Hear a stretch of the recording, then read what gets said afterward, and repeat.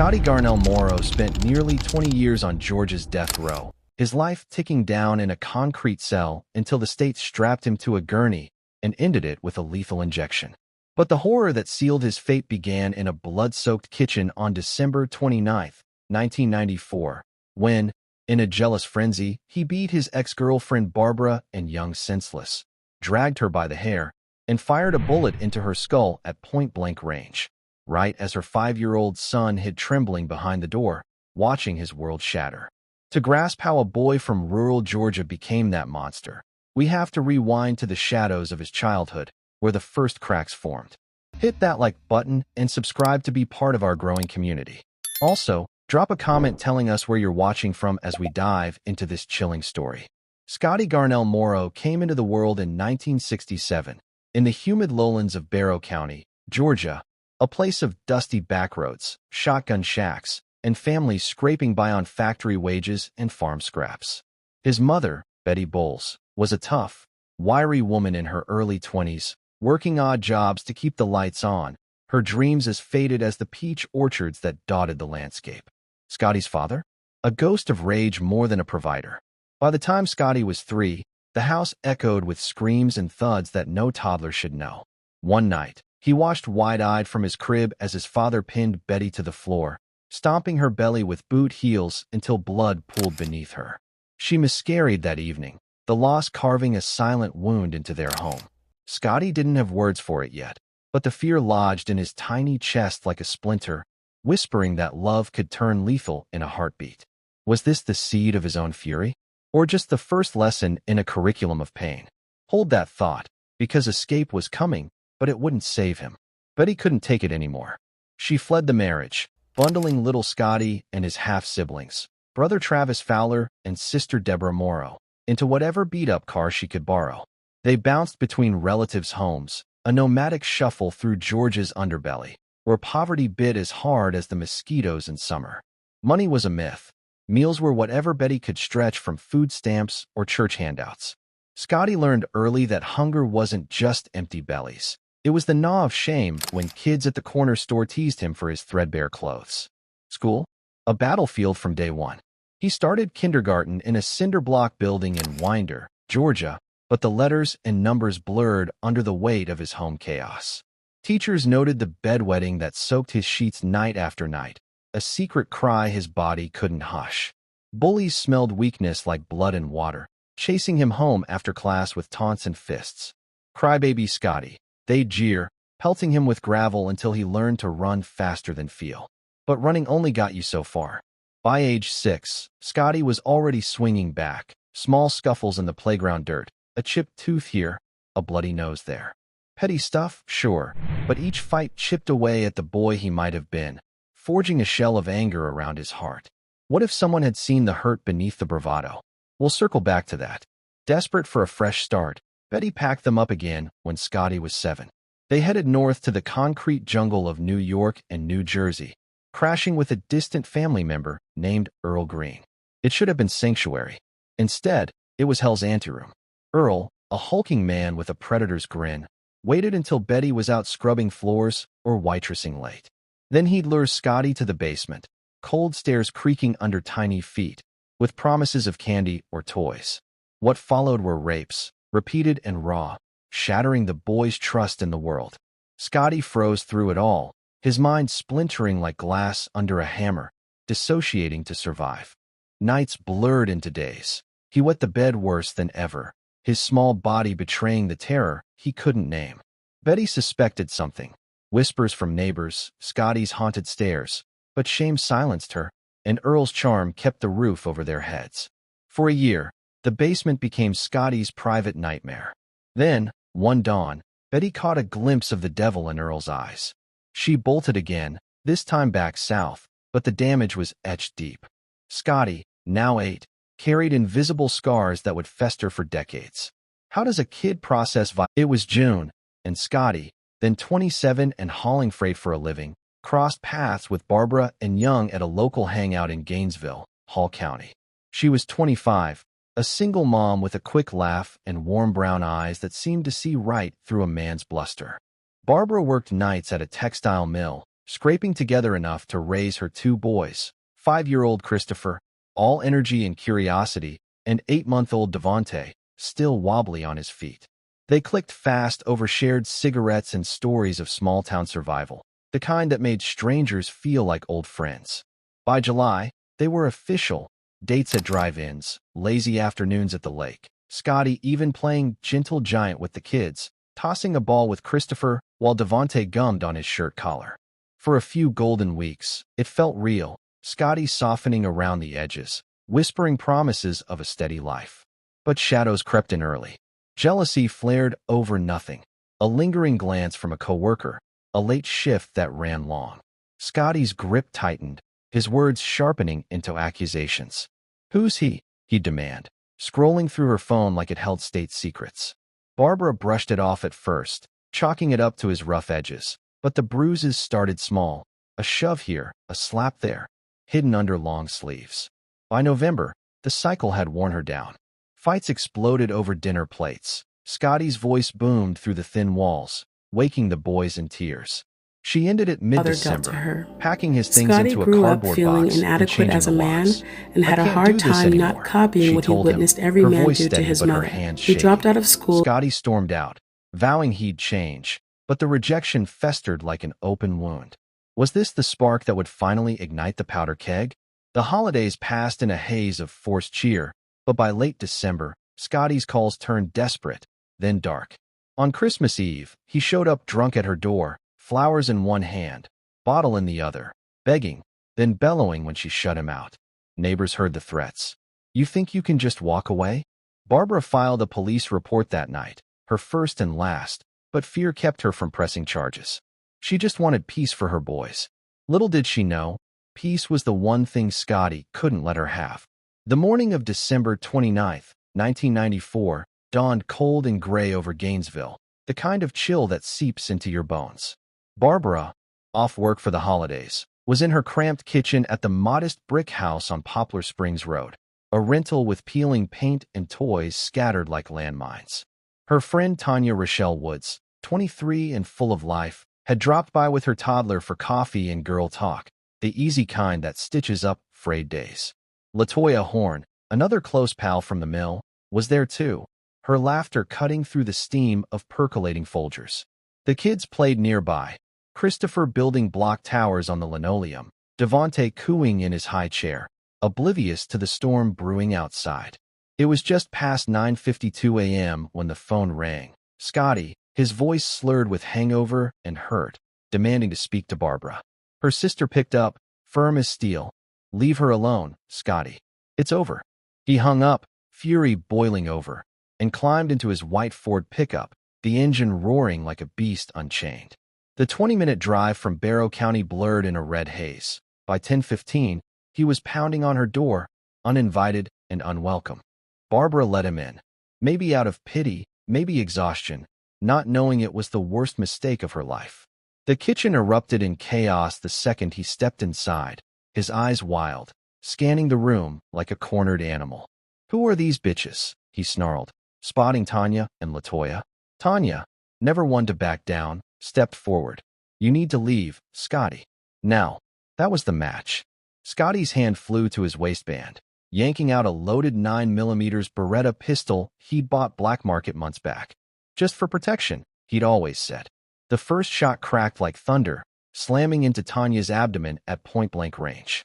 She crumpled to the floor, blood blooming dark on her shirt, her spinal cord severed in an instant, paralyzed from the waist down, but her eyes still wide with shock, gasping for air she couldn't quite catch. LaToya screamed, diving for cover, but Scotty wheeled on her next, the gun barking again.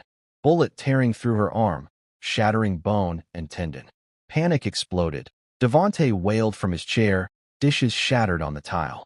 Barbara bolted for the bedroom down the hall, heart hammering, slamming the door as Christopher, frozen in terror, ducked behind it, peeking through a crack that would haunt him forever. Scotty kicked the door in like it was paper, finding Barbara huddled on the bed, pleading through sobs. "Please, Scotty, don't. Think of the boys." But the man who once cradled those boys was gone, replaced by the monster his childhood had forged. He grabbed her by the hair, yanking hard enough to scalp her in patches, and dragged her thrashing body back through the hallway. Past Christopher's hiding spot, the boy's small hands clamped over his mouth to stifle whimpers. In the dim corridor, Scotty pinned her against the wall, his free fist raining blows on her face and head, splitting her lip, swelling her eye shut in a grotesque mask of purple. She fought like a wildcat, nails raking his cheek, but he was stronger, fueled by a betrayal that tasted like betrayal from every woman who'd ever left him. "This is your fault," he growled, pressing the cold muzzle to her forehead. The shot was deafening, a .38 caliber hollow point exploding through her skull at an inch's distance. Brain matter spraying the wall in a grisly arc. Barbara and Young slumped lifeless to the floor, her last breath a gurgle, her blood pooling warm around her son's scattered toys just feet away. Christopher saw it all. The flash, the fall, his mother's eyes glazing over like a doll's. A 5-year-old's world reduced to screams and smoke in seconds that stretched eternal. The house fell into a hellish hush, broken only by Tanya's labored moans from the kitchen and LaToya's muffled cries. Scotty stalked back, the pistol clicking empty as he tried to fire again. A jam, or spent rounds, who could say in the blur? Evidence later showed a live cartridge tumbling to the floor as he fumbled to reload, hands slick with sweat and gore. Tanya, flat on her back, stared up at him. Conscious, the medical examiner would later confirm, her wound staunching too quick for much blood loss, every second a waking nightmare. He knelt close, almost tender, and placed the barrel under her chin. "You should have stayed out of it," he muttered, and pulled the trigger. Her head jerked once, the exit wound a ruin of bone and tissue. Tanya Rochelle Woods, a vibrant soul who'd just celebrated her niece's birthday the week before, was gone, robbed of future holidays, laughter, love. LaToya, playing dead in the corner, felt the next shots meant for her, one grazing her face, shattering her palate into jagged shards, the other ripping fresh through her mangled arm, severing nerves that would leave her half-deaf and in chronic pain for life. The air reeked of cordite and copper, the kids' cries piercing like sirens. Scotty slashed the phone line with a kitchen knife, then bolted out the back door, jumping into his truck and peeling away, tires screeching on gravel. Scotty barreled back to Barrow County. He pulled into his mother's driveway around 10:45 a.m. Word traveled fast in cop circles. Hall County Dispatch had broadcast the bolo, "Be on the lookout," within minutes, thanks to a neighbor who'd glimpsed the truck fleeing the scene. LaToya, bloodied but unbroken, had staggered across the yard to the house next door, pounding until a stunned retiree let her in. It was Scotty Morrow, she gasped to the 911 operator, voice bubbling with shock. He shot them all. Christopher, bundled in a deputy's arms, nodded through tears. "Uncle Scotty, he hurt Mommy." Betty Morrow, Scotty's mom, was at work, but his sister Deborah, a sheriff's deputy herself, got the call and raced home. She found Scotty on the porch steps, And Scotty witnessed the same his shirt abuse his flecked with father what dealt looked to like her. dried blood under the Scotty morning grew sun. up feeling "What inadequate happened?" as a she man pressed, and voice had a cracking. hard time He not met her copying eyes, what he witnessed flat every and man empty. do to "I did it. I shot her. No run. No lies. Just a hollow confession that chilled her to the core." Barrow deputies swarmed in, cuffs clicking soft as they led him away without a fight. The grilling started around 1 p.m., detectives from Hall County filing in with coffee-stained notepads and a tape recorder whirring to life. Scotty, still in his blood-flecked work shirt, looked every bit the haunted trucker, disheveled hair, eyes red-rimmed from the morning's blur. They read him his Miranda rights, slow and deliberate. Right to remain silent. Anything you say can and will. He nodded, signing the waiver without a flinch, his voice steady as he sipped water from a paper cup. "I went over there to talk to Barbara," he started, the words tumbling out in a Georgia drawl thick with regret. "She let me in, but her friends were there, mouthing off. Things got heated. I pulled the gun to scare M, but it went off. It was an accident. I didn't mean to kill nobody."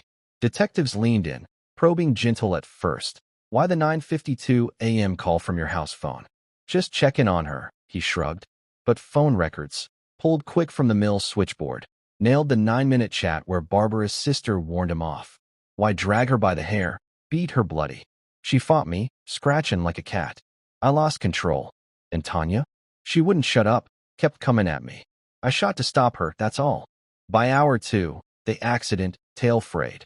He admitted reloading the Beretta mid-rampage, clearing the jam to finish Tanya under the chin while she gasped on the kitchen floor, conscious and pleading with her eyes. "I knew what I was doing," he finally cracked, head dropping to the table with a thud. The tape rolled 90 minutes, a damning reel that prosecutors would later call the noose he tied himself. But in that moment, as deputies led him to a holding cell, Scotty clung to one thread. Maybe a jury would see the scared kid beneath the killer, the one shaped by basements and belts. Or maybe not, because the evidence was already stacking like bricks against a flood. Indicted on March 6, 1995, by a Hall County grand jury on charges of malice murder, felony murder, aggravated assault, aggravated battery, cruelty to a child, burglary, and possession of a firearm during a felony. The jury, 12 locals, whittled from 80 after strikes for bias, deliberated 3 days in a stuffy back room. Smoke breaks heavy with whispers. On June 26, 1999, they filed back, foreman handing verdicts like gravestones. Guilty on every count, the malice murders of Barbara and Tanya etched in ink. Gasps rippled. Scotty's mother Betty sobbed from the bids for battery, cruelty, burglary, and 5 for the gun charge felony murders as doubles. As deputies led him away in orange, the gavel's echo fading, Scotty glanced back at Betty's crumpled form. Death row awaited at Georgia Diagnostic Prison. Appeals a lifeline stretched thin across decades. But could buried traumas, a last-ditch mercy play, unravel the noose? Or was this the end of the boy from Barrow County, the final snap in a life of splinters? The clang of heavy steel doors marked Scotty Garnell Morrow's arrival at Georgia Diagnostic and Classification Prison in Jackson in July 1999, just weeks after his death sentence echoed through the Hall County courtroom. Nestled in the humid piney woods south of Atlanta, the prison loomed like a fortress of regret, sprawling concrete barracks ringed by razor wire, where 50 death row inmates shuffled through a regimented existence designed to contain, not cure. Cells were stark 8 by 10-foot boxes, a steel bunk bolted to the wall, a stainless toilet sink combo, a slot for meals slid through like offerings to the damned.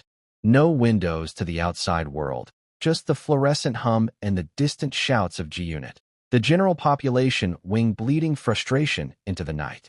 Lights out at 10 p.m., reveille at 5:30 a.m. A cycle of isolation broken only by 1 hour in a caged outdoor pen, pacing concrete under watchful eyes, or the occasional lawyer visit through bulletproof glass. The air hung thick with bleach and despair, suicide's a shadow threat, the weight of pending needles pressing on every man like an unseen hand. For Scotty, it was a far cry from the open roads of his trucking days, a mirror forcing him to confront the blood he'd spilled in that Gainesville kitchen, the echoes of Christopher's whimpers haunting quieter moments. Yet in this tomb of the living, flickers of change began to stir. Would they be enough to rewrite a doomed script, or just footnotes in a file? Scotty adapted quietly, his lanky frame folding into the routine without the explosive flares that had defined his free life. Guards described him as compliant from day one. No bar-banging tantrums, no smuggling schemes, just a steady presence in the yellow jumpsuit, nodding at counts and med passes. Over 20 years, he earned a reputation as a model inmate, the kind who eased tensions rather than igniting them. He'd spot a new fish unraveling in the pod, the kid from some forgotten county staring at the ceiling through sleepless nights, and offer a gruff word through the vent. "Breathe, brother. It ain't the end till it is." As a mentor, he guided younger men through appeals paperwork, breaking down legalese like a trucker mapping routes. Simple, no nonsense. One guard, a veteran named Remorse who'd seen it all, later told reporters Scotty pitched in during lockdowns, calming hotheads with stories of his boys back home, or helping mop spills without being asked. He wasn't trouble, Ramirez said. He was the one you'd want watching your back in a storm. But interactions stayed surface level. Death row's code kept trust shallow, guards patrolling with batons ready, inmates eyeing each other for weakness. Scotty kept to himself mostly, forging quiet bonds over shared smokes in the yard, cigarettes bartered like gold, swapping tales of lost families, the what-ifs that gnawed like rust. No gangs claimed him. His rage, once a wildfire, had banked to embers, contained by walls that mirrored the ones his abuse had built inside. Days blurred into a monastic rhythm, a bid to reclaim scraps of humanity from the void. Mornings started with chow, oatmeal or grits shoveled in under 15 minutes, then back to the cell for programming, as the state called it. Self-study workbooks on anger management or GED prep, pencils scratching against concrete. Scotty dove into books from the pod library, Stephen King thrillers for escape, then heavier tomes on psychology, piecing together the fractured boy he'd buried. Afternoons meant rec time, where he'd lift makeshift weights from milk jugs filled with sand, his muscles a reminder of farm boy strength turned deadly. Evenings brought letters, long, handwritten pages to his mother Betty, updating her on pod news, or to his sons Scotty Jr. and Adrian, now men themselves, urging them to walk straight where I stumbled. He sketched, too, rough drawings of lakeside picnics, the life he might have built with Barbara if jealousy hadn't clawed it apart. Remorse seeped through those pages like ink in water. Lawyers in his 2019 clemency bid quoted journals where he wrote, "I see their faces every night, the pain I carved into those boys' eyes. God, if I could trade this cage for their peace." It wasn't showy repentance, no tearful TV interviews, but a grinding acknowledgement, born of years staring at the same four walls, the crimes replaying like a looped tape. Did it absolve? No. The blood of Barbara and Tanya stained eternal, a debt no words could launder. But it humanized the husk, a man wrestling demons in a place that amplified them. Religion found footing in the later years, a lifeline tossed into the abyss. Scotty, raised Baptist but adrift, gravitated to the prison's Muslim community around 2010, drawn by study groups led by an imam who preached redemption over retribution. He'd join Jummah prayers on Fridays, mat laid on the cell floor, voice low in recitation, seeking structure where chaos had ruled. It wasn't conversion for show. Letters home spoke of finding quiet in the storm. The Quran's verses a balm for the basement horrors of his youth. Appeals became his other anchor, a marathon of legal sprints. State habeas denied in 2003, federal in 2010, 11th Circuit affirmances stacking like barriers.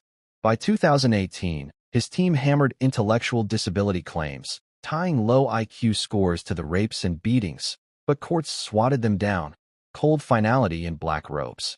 The U.S. Supreme Court rejected certiorari twice, the last in April 2019, leaving clemency as the final thread.